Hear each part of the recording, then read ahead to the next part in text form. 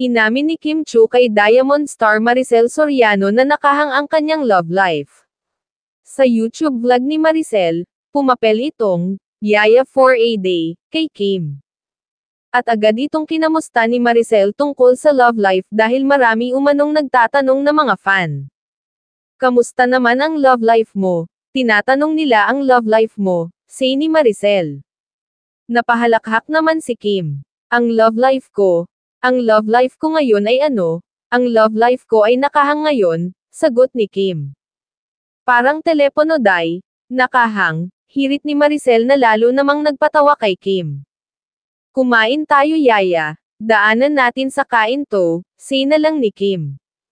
Patuloy ang mga espekulasyon na hiwalay na sina Kim at Sian Lim pero wala pang opisyal na pahayag ang dalawa. Samantala, si Kim ay tahimik pa din habang si Sian ay nagbibigay sa lahat ng mga pahiwatig na may pinagdaraanan ang kanilang relasyon.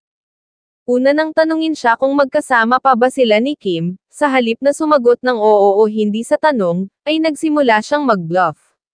Ikalawa, ang pagtanggal sa lahat ng kanyang mga video sa YouTube at vlog, ay kung saan niya pinasabog ang lahat.